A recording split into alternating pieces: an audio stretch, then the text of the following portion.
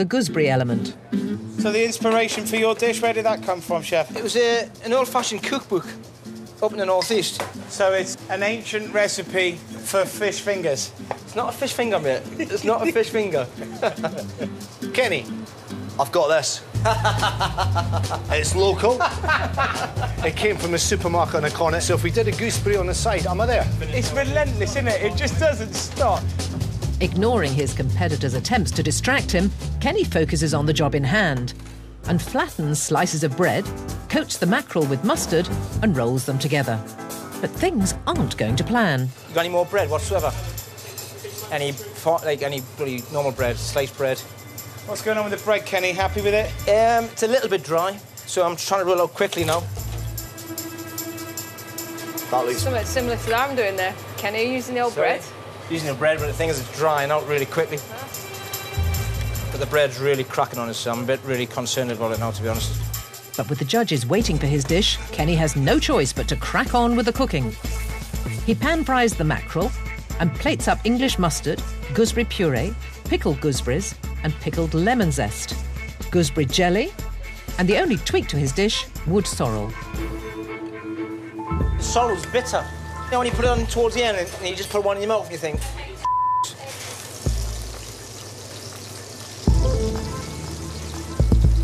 Is there any cresses in the back? Here. Kenny can only hope that his last-minute taste test can save the day. Can you give us the time, Tom? Tom, give me a little hand here. Yeah. He finishes the dish with baby watercress. Right, ready to go, guys. OK. And finally, the mackerel. Send it. Right. Go. It was the best decision, that. Getting rid of that cress is the best decision. Bitter. I got for that. But it just goes to show, from a chef's point of view, you have to taste everything. You have to try everything, you know? If he'd sent the other one, you know, it could have completely destroyed that dish. I think it's going to affect my ranking massive today. I'm really disappointed, but nothing I can do now, is there? So, will Kenny's North Sea mackerel with gooseberries come top or bottom of the class with the judges?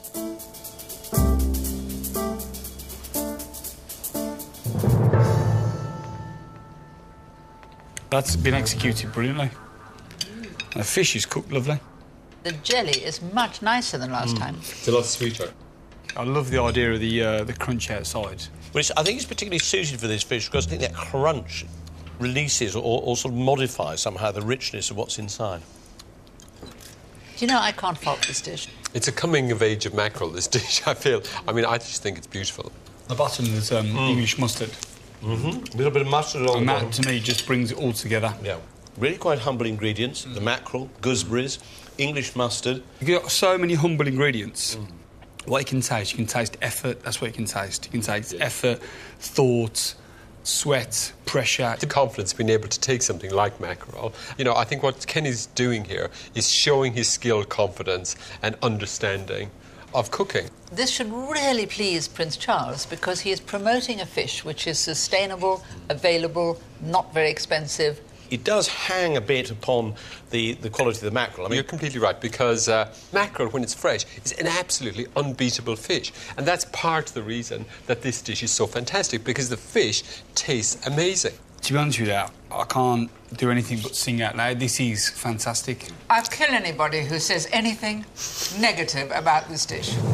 All I could get in the jelly is raw alcohol. Yeah. It's kind of harsh, isn't it? Yeah, it's just really harsh. It's just on my tongue, it's like a fire now. Yeah. It's totally overpowered the mackerel. And the mackerel's absolutely amazing. The gooseberries are absolutely amazing. And it's just jelly just sort of kills it. If the jelly wasn't there, it would be a top 3 contender. With the jelly on there, I'm not as convinced as I would be, I don't think. I thought this dish was brilliant. To use mackerel, which could be 50-50 with a lot of people, it sold it all to us all, and I'd give it a 9. It's the right dish to give Prince Charles because he is the Mr. Sustainability. Mackerel is a very sustainable fish. Gooseberries grow all over the country, and I think it deserves a 10. There are moments in every competition where I've just gone, wow, 9. to me, it was perfect in all its parts. I'm going to give it a perfect score. So a great result for Kenny, but the race is far from over.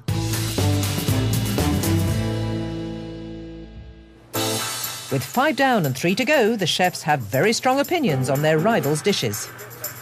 Thought your dish was excellent. Mine was good, but I haven't seen a bad one yet. I haven't seen a bad one. I think each of them could have been ever so slightly better. Tom's dish was not fishy enough. You don't know. You just don't know what they're looking for with it. But you know, just little things. You know, I loved your dish. I thought it was fantastic. I don't know how you do that for that number. The final chefs to take their place in the kitchen are Will Holland from the Central region, the Southwest's Nathan Outlaw, and Lisa Allen from the Northwest. And it seems Lisa's shellfish allergy is leaving her competitors feeling ever more confident. Fish course, all the blue boards are out. How do you think Lisa's going to cope today? Well, Lisa, be like yourself, really, being brave, having a shellfish allergy. Listen, this is a competition. If I'd asked you to taste it, I'd have to really know that you're not stitching me up. And I'm sure you wouldn't. But No, you still have to go deep down. You have to if question the judges don't mark you, you go, I should have eaten it. I should have tasted it myself. Yeah. And I wonder if Lisa will come up against the same thing today. Lisa can only hope to prove Tom wrong. Making the most of the produce she sourced at Morecambe Bay, she's serving wild sea bass and shrimp toasties. Lisa, for me, as I've said, is the revelation of this competition. I expected more from this dish. I just think it's a bit boring. Boring? Actually, I think it's a very, very accomplished cooking from a very, very accomplished chef.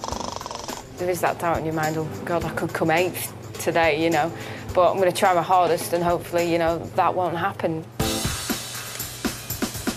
Lisa starts by preparing the wild sea bass fillets. Oh, look at that, that's a cracking. Wild bass. Nice bit of That's bass a lovely fish. I'm going to do a little shrimp toasty on the top of it. That looks smart. Shrimp? Yeah, shrimp. Aren't you allergic to... Go on. Yeah, Aren't you allergic to shellfish? Yes, I am. Ah. Yeah. To me, just because I've got an allergy, I'm not going to stop using some of the finest produce that's out there, you know. Tom's got a shellfish allergy as well. Yeah. He actually tasted his dish earlier. Are you going to taste your shrimp part of your dish at all, Lisa, or no? My allergy, you know, it's too strong to do anything like that. My personal opinion is that you should taste everything that leaves your kitchen, everything that's on a plate. I think with Lisa's shellfish allergy and serving shellfish, it's a very confident move. I think putting a dish on any menu that you can't actually taste is always going to be a big risk. But, I think Lisa, yeah, she's been cooking for a long time, and so she has a trusted team behind her at work. Today she hasn't got a trusted team behind her, so I mean, I hope her instincts are right. Oh, they look nice. Scrumptious, aren't they? Where are they from? Morecambe Bay. Well, if you need me to taste it for you... No chance. Nah. So, without tasting the shrimp toasties, Lisa pan-fries them, along with the sea bass fillets. Can dry these off. Is it clarified butter or oil? No, just normal oil. Crisp them up. Next, she plates up her tomatoes, broad beans and samphire, followed by tomato liquor, the sea bass fillets, the controversial shrimp toasty, and finally, a little more samphire. All right, you ready? Yeah, you give me a hand, mate. Be careful. If the toasty falls off, she's going to kick your ass. Aren't you, Lisa? Yeah. Okay. Oh, over here. Having a shellfish allergy is worrying just because you can't taste it, you know, and you've got to go off your instinct, gut instinct, and do what you think's best.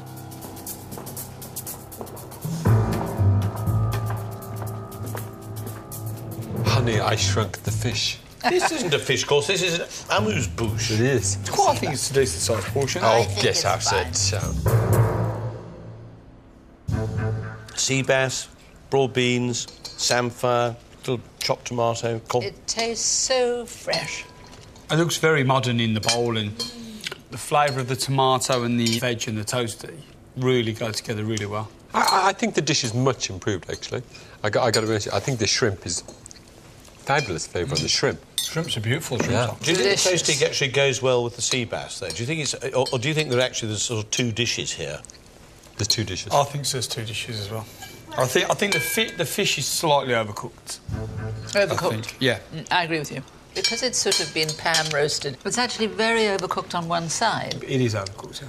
But, I mean, that's 2 minutes less cooking, and Yeah. we should have a perfect dish. Yeah, but Nate, she's going to have to do it for 100 if this goes through. Is that a problem? Well, it could be, yeah. If we're struggling with 4, then... No, would you be able to pull it off, do you reckon? Well, it'd be a stroke for me to do it, obviously.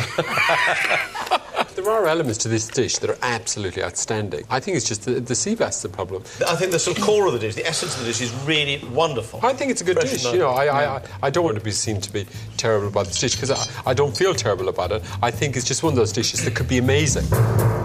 The shrimps, is that working with the sea bass and the tomato? Flavours and combination, spot on. Yeah. One criticism. It's took all the sauce. If that's the worst thing we can think of about this dish, then I think we're all in trouble. I think Lisa Allen should be in the top 3. An amazing dish. I thought the fish was slightly overcooked for me, but I thought the shrimp toast and the acidity of the tomato, beautiful. I want to give it a really good 7. I just had a problem with the sea bass on this dish. Otherwise, it was a very good dish. It's 7. Some of you thought there should be more of it. I thought it was the perfect size, and I loved it. 7. This was, I must say, a lovely, twinkly, summery, sparkling dish. And for me, that gives it an 8. Nathan Outlaw's up next, and he's done the best job of all in terms of sourcing, as his fish comes from the Tamar estuary, right on the edge of his property. But his cider-cured sea trout with crab and sea vegetables got only a lukewarm response from the judges in the regional heat. Peter, are you a fan of sea trout? Sea trout. I follow him every Saturday. I don't really use it much myself, but it'd be interesting, you know, to see what Nathan does with the cider. And, you know, if I was from where Nathan's from, it probably wouldn't be my first choice. So we'll have to wait and see. Interesting. Got massive hopes for my fish course. The estate I had is on an estuary mouth.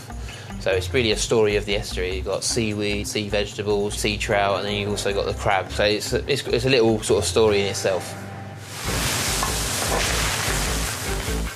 And it would seem that Will's on the same page as Nathan, because he's also using sea trout in his dish.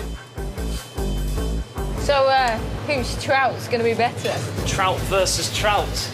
No pressure or anything. 2 trout in the same kitchen, so it's trout going head to head. You making any changes, Nate? Nothing major with the dish, just a few tweaks. I'm just going to cure my sea trout a lot longer than I did in the regionals. You've got to be confident that this is one of your strongest, Nathan, though. There's some good dishes that have been going around today, so we'll just have to see, won't we? It's very quiet here. Very, very quiet. That's because Alan Murchison's not in here at the moment. So this is your strongest dish? I hope so, yeah. This is quite a simple one, really, but it's got nice flavours, and I'm using all the foraged ingredients from the estuary and that, which is quite nice. And I'll show you what I can do justice to them. Nathan pan-fries sea beet, then moves on to the gutweed garnish, which is dried and then deep-fried.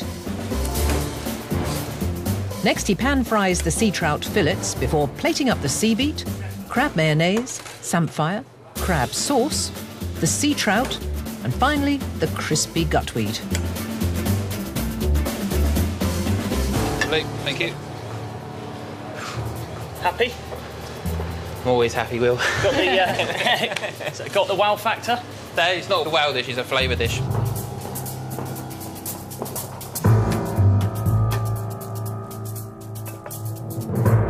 It's changed. The tomato soup has become a sort of velouté. It's pretty retro. Yeah. It looks like something you would dig out of a book from the early 90s.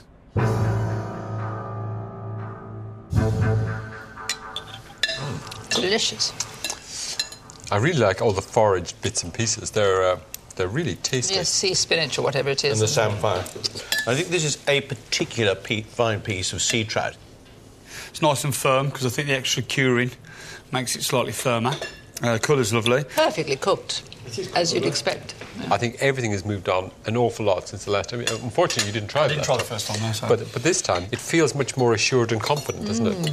I think it's a very affectionate dish here. This is a man who has great affection for his ingredients, and he's evoked, actually, if you think about it, the sort of, the sea coast of the southwest.